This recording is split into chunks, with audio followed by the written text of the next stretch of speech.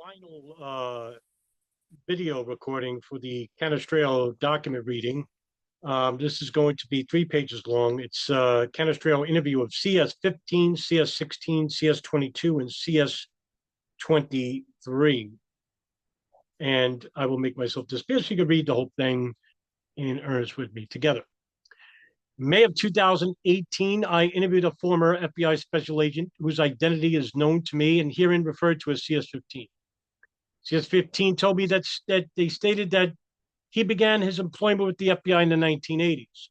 CS15 stated that he served on the FBI's Joint Terrorism Task Force prior to his appointment as the chief of the FBI's Bin Laden unit. I want to say this is either Dan Coleman, Jack Clunan. CS15 stated that in January of 2000, there was a key meeting of Al-Qaeda members in Kuala Lumpur, Malaysia, where Khalid Sheikh Mohammed, Ramzi bin al-Shib, Fahad al-Fuso, Ridwan Isamuddin, known as Hambali, Khalid Abidar al-Hazmi, Salim al-Hazmi, many others also rented, where they were invited to a condominium that was owned by Yazid Sufat, who is a member of the Indonesian Al-Qaeda affiliate group, Jemaah Islamiyah, known for bombing churches in the Indio Islands. And this was a 3-day event that the CIA, the NSA, and Malaysian authorities knew about. CS15 recalled that the CIA was able to get photographs of the meeting's participants. CS15 related that sometime after the meeting, the CIA shared the photographs with the FBI. However, according to CS15, the CIA never told the FBI in what context the photographs had been taken. Now, also, they were able to get photographs of the meeting's participants, that the CIA shared photographs with the FBI. That's not entirely accurate.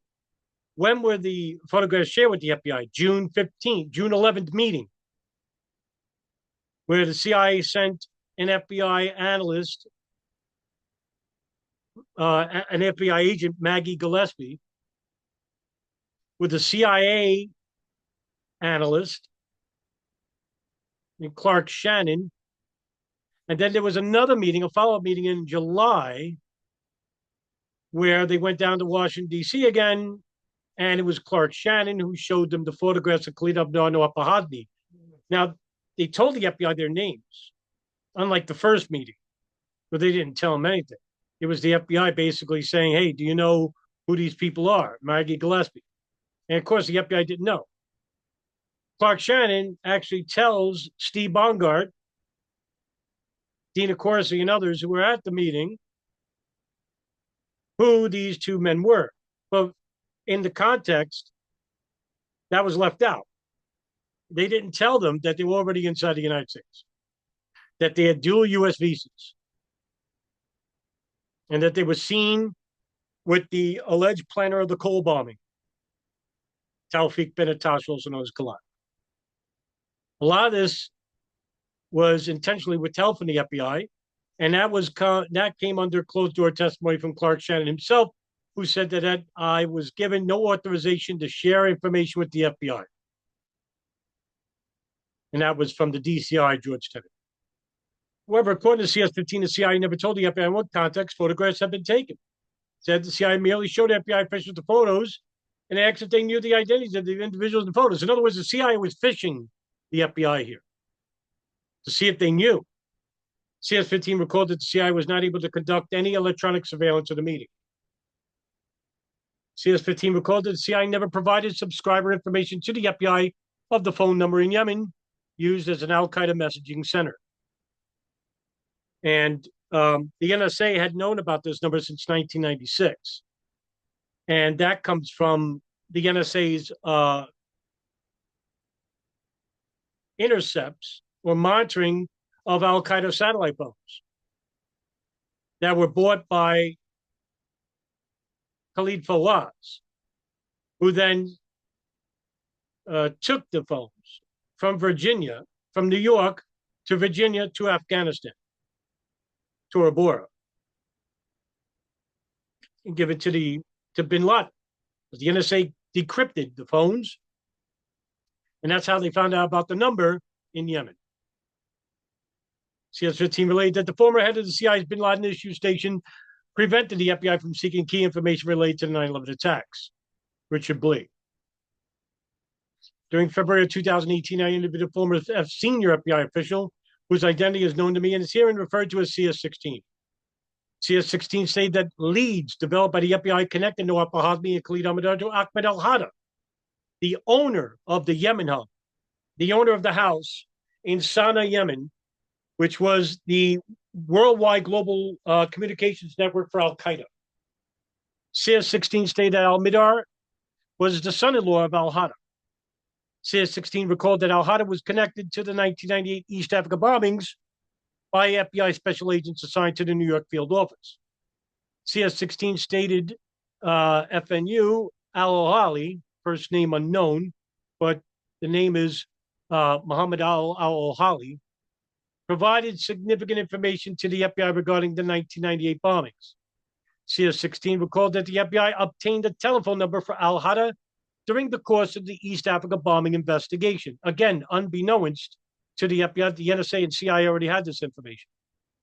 CS16 told me that the above information was then given to a CIA case officer. So the FBI shared the number with the CIA, knowing that they already had it.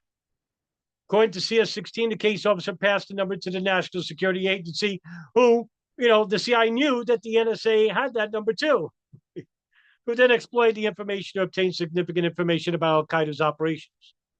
The thing is, what did the NSA hear on those phone calls during those 5 years of wiretapping that house? Now, I always say this. Unlike, regular day-to-day trivial conversations that, us Americans would have, these are serious men, al-Qaeda operatives.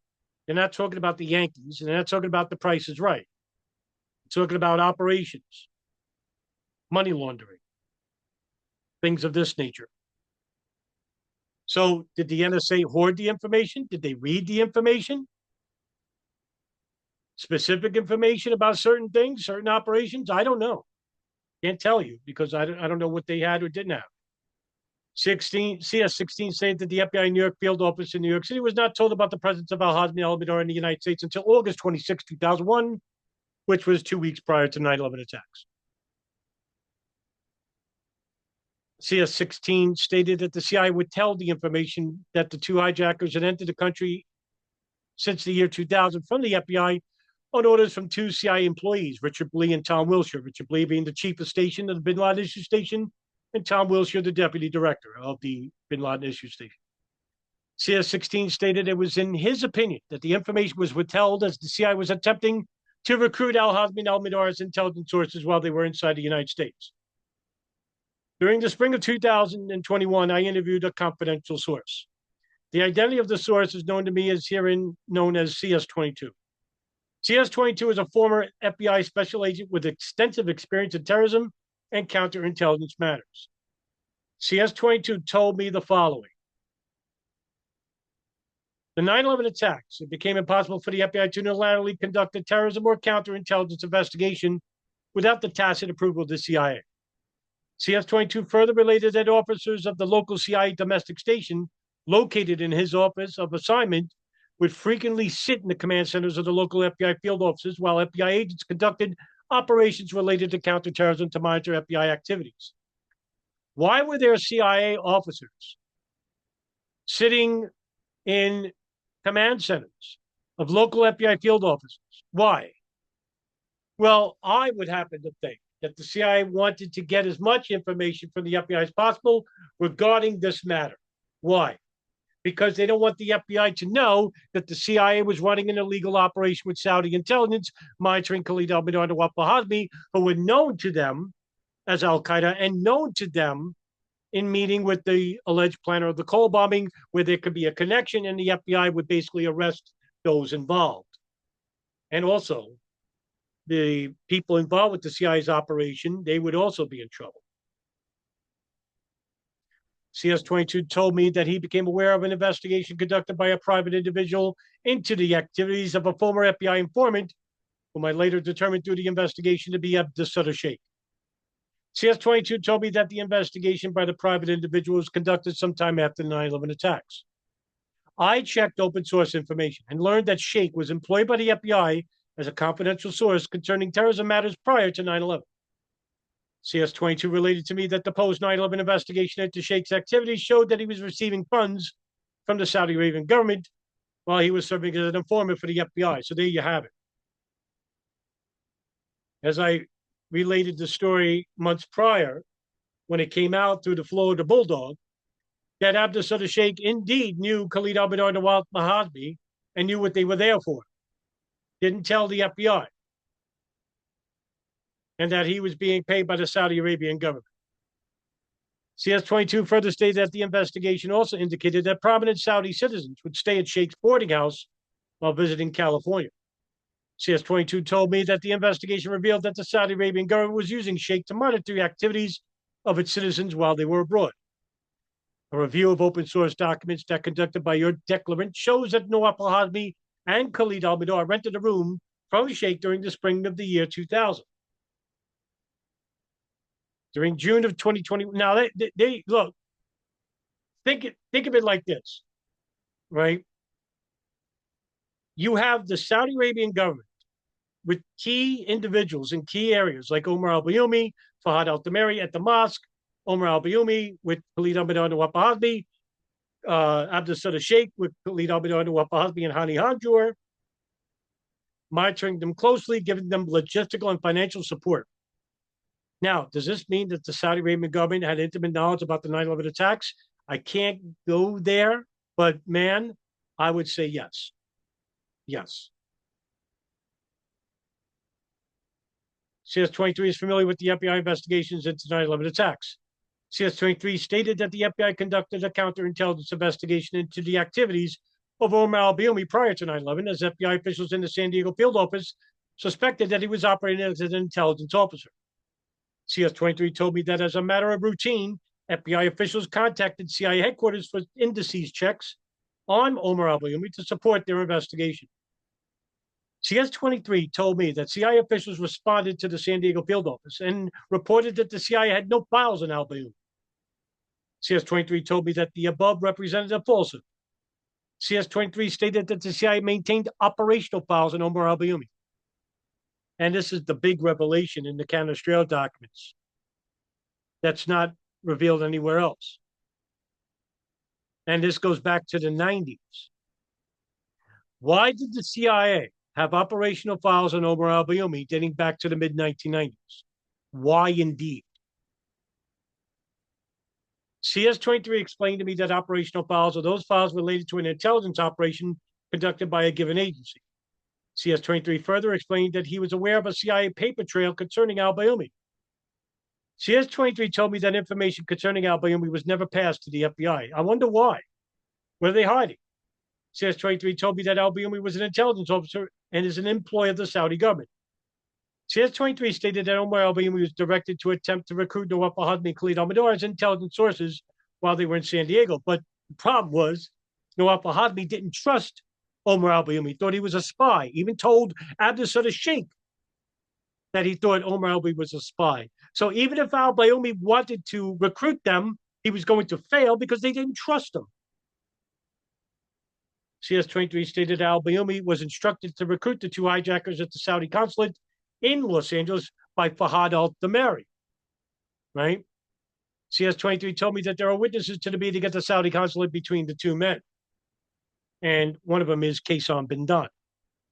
CS23 told me that the attempt to recruit al-Hazmi and al-Mihdhar was an operation directed by the CIA. CS23 told me that the CIA used their liaison relationship with Saudi intelligence to conduct an operation on U.S. soil. CS23 told me that the Saudis were used as a go-between, as the CIA is forbidden by law to conduct intelligence operations within the United States. CS23 told me that the CIA had used its relationship with allied intelligence services to conduct operations inside the United States in the past. CS23 stated that CIA officials never told FBI agents in San Diego that al-Hazmi and al-Mihdhar were in the country. CS23 told me that after 9/11, FBI officials in San Diego and at FBI headquarters became aware of both al-Bayoumi's affiliation with Saudi intelligence and subsequently the existence of the CIA's operation to recruit al-Hazmi and al-Mihdhar through al-Bayoumi. So the FBI knew what the CIA was doing. CS23 stated that senior FBI officials suppressed investigations into the above, probably, under pressures from the State Department. CS23 also told me that FBI agents testifying before the joint inquiry into the 9/11 attacks were instructed not to reveal their full extent of Saudi involvement with Al Qaeda. And I reported on this ad nauseum. Pursuant to 28 USC 1746, I declare under penalty of perjury that the foregoing is true to the best of my knowledge. Executed on July 20th, 2021, Donald C. Canestraro. So the bombshells in this report were numerous, in that it reiterated that the CIA was working with Saudi intelligence, trying to recruit two known Al-Qaeda operatives who had been at a terrorist summit meeting with the planner of the Cologne bombing in Tawfiq bin Attash, didn't tell this information with the FBI or the State Department, and withheld it for 16 months until August 26th of 2001. But by then it was too late. The CIA fucked up.